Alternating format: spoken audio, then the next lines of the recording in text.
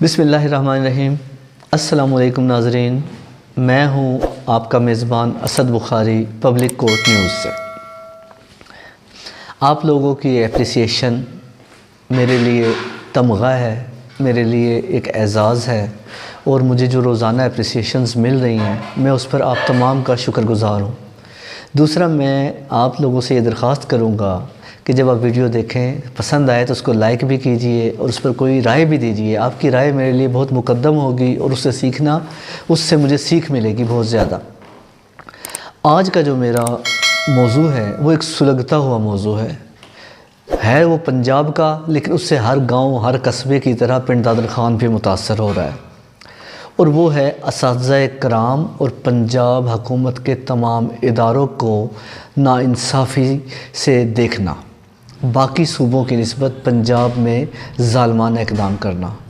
اور یہ اقدام کون کر رہا ہے، کیسے ہو رہے ہیں؟ یہ پی ڈی ایم کی حکومت کے کارنامے ہیں جس کو نگران حکومت منطقی انجام تک پہنچانا چاہتی ہے، اور دنیا حیران ہے کہ نگران حکومت کا یہ مینڈیٹ ہی نہیں ہے کہ وہ یہ اس طرح کے فیصلے کر سکے۔ یہ فیصلے کرنا ایک منتخب حکومت کا کام ہے، نگران حکومت کا یہ کام نہیں ہے۔ پاکستان، خاص طور پر پنجاب جو ہے اس وقت جیل بنا ہوا ہے۔ یہاں پر تو احتجاج کرنے کی اتنی پابندی ہو چکی ہے، اتنی سختی ہو چکی ہے کہ اس وقت پورے پنجاب میں کسی کو احتجاج کرنے کی اجازت نہیں ہے۔ کوئی اپنے حق کے لیے باہر نہیں نکل پا رہا۔ ایسا لگتا ہے کہ مارشل لاء سے بھی بدترین دور سے اس وقت ملک گزر رہا ہے۔ مارشل لاء میں بھی احتجاج کرنے کی تو اجازت تھی، اب تو احتجاج کرنے کی اجازت بھی نہیں ہے۔ ہمارے محترم اساتذہ کرام کو بھی اٹھا کر اب تو جیلوں میں ڈالا جا رہا ہے، دفتروں میں تالے لگ چکے ہیں۔ کیوں لگ چکے ہیں؟ کہ حکومت وہ اقدام کرنے جا رہی ہے جو سرکاری ملازمین کے گلے پر چھری چلانے کے مترادف ہے۔ معزز ناظرین، آپ حیران ہوں گے کہ یہ حکومت جو لیو انکیشمنٹ ختم کر رہی ہے، جو ان کی پنشن کے اوپر کٹ لگا رہی ہے، جو ان کی گریجویٹی کے اوپر کٹ لگا رہی ہے، وہ ہے کیا؟ اب لیو انکیشمنٹ کیا ہے؟ لیو انکیشمنٹ یہ ہے کہ جو ملازم اپنی مدت ملازمت کو پوری کرتا ہے اور حکومت نے جو اس کو چھٹیاں دی ہوئی ہیں وہ ان چھٹیوں کو اویل نہیں کرتا، وہ قطرہ قطرہ بچاتا ہے کہ جب میں ریٹائر ہوں گا تو مجھے میری چھٹیوں کا معاوضہ ملے گا۔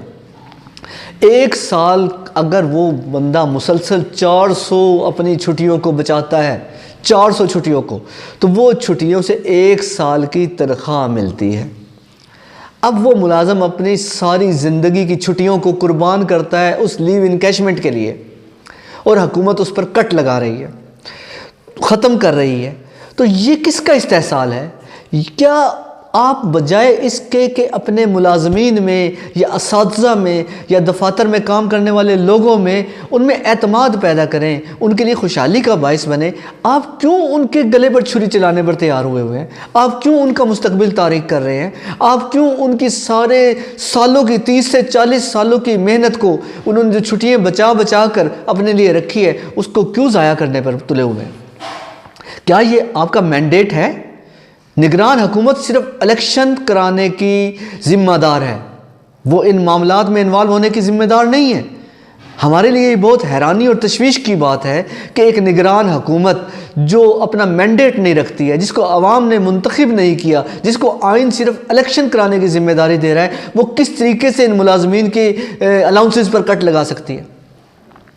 اور ایک میڈیا مہم چلائی جا رہی ہے باضابطہ طور پر، اس کو کون لیڈ کر رہا ہوگا؟ کہ جو سرکاری ملازمین کے اوپر قدغن لگا رہے ہیں، جو سرکاری ملازمین کو تان و تشنیع کے لیے کر رہے ہیں، اور جو اساتذہ کرام کی تذلیل کر رہے ہیں۔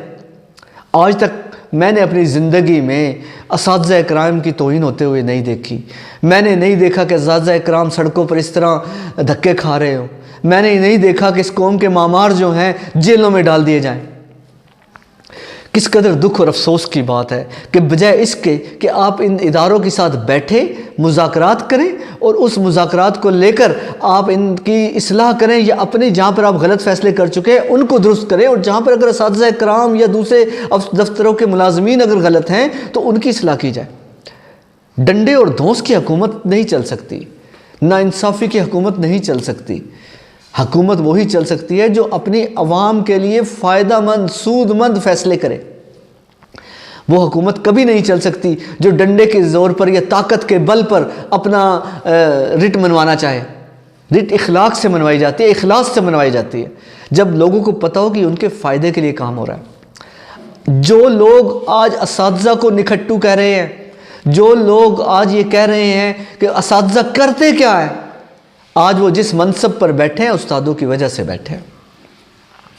اور یہ جو چلتے ہوئے بہترین سکولوں کو جس میں ہزار 1200 بچے پڑھ رہے ہیں، تعلیم حاصل کر رہے ہیں، ان کو پرائیویٹائز کرنا چاہتے ہیں۔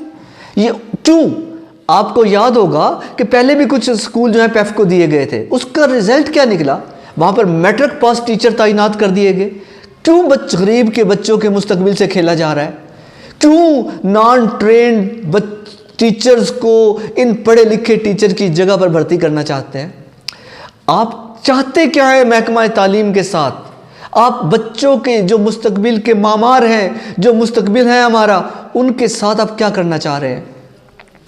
معزز ناظرین، یہ صرف اساتذہ کا مسئلہ نہیں ہے، یہ آپ کا مسئلہ ہے، یہ والدین کا مسئلہ ہے، یہ غریب عوام کا مسئلہ ہے جو اپنے بچوں کو کسی پرائیویٹ سکول میں نہیں پڑھا سکتے اور سرکاری سکول میں پڑھا کر کچھ بنانا چاہتے ہیں، جو علم کی روشنی سے منور کرانا چاہتے ہیں۔ یہ ان سب کا مسئلہ ہے۔ یہ صرف اساتذہ کی تنخواہوں کا مسئلہ نہیں ہے، یہ صرف لیو انکیشمنٹ ختم ہونے کا مسئلہ نہیں ہے، یہ صرف ان کی پنشنوں پر کٹ لگانے کا مسئلہ نہیں ہے، یہ صرف گریجویٹیز ختم کرنے کا مسئلہ نہیں ہے، یہ سکولوں کو پرائیویٹ کرنے کی سازش بھی کی جا رہی ہے۔ آپ کو پتہ ہے کہ کچھ سکول این جی اوز چلا رہی ہیں، اور ان این جی اوز کے کیا مقاصد ہے؟ کیا آپ جانتے ہیں کہ جو این جی او لیتی ہے سکول کو ہائر کر لیتی ہے، اس کی تنخواہیں بھی حکومت ہی دیتی ہے، اور اس کا 10% حصہ اس بندے کو ملتا ہے جس نے وہ سکول ہائر کیا ہوا ہے۔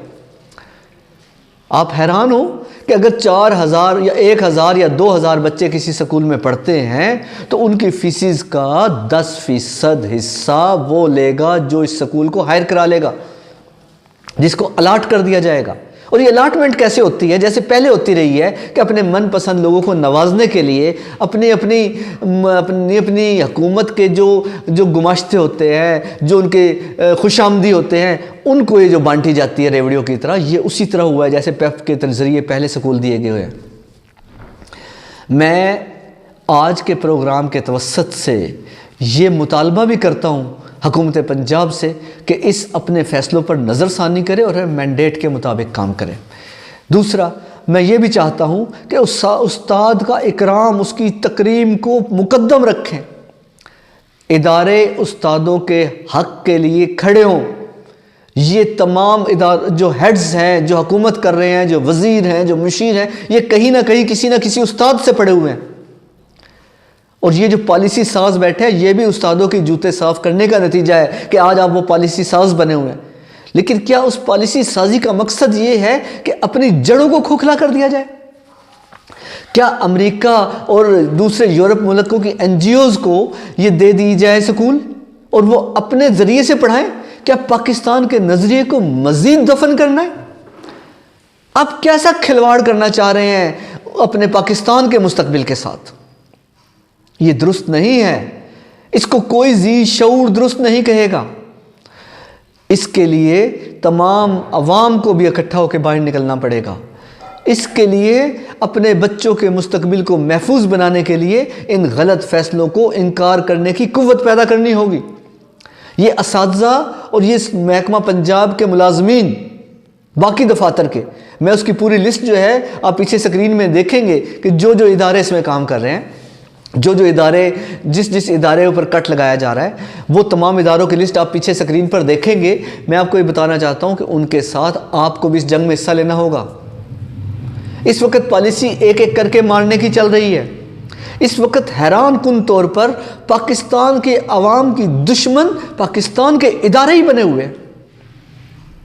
ہم میڈیا کے توسط سے اس کو کنڈیم کرتے ہیں اور حکومت وقت سے اس کا درست طور پر موازنہ کرنے کے لیے ہم کہتے ہیں کہ اساتذہ کے ساتھ اور پنجاب گورنمنٹ کے ملازمین کے ساتھ، ان کی نمائندہ تنظیموں کے ساتھ آپ ٹیبل پر بیٹھیں، ان کا موقف سنیں اور اپنا موقف بتائیں۔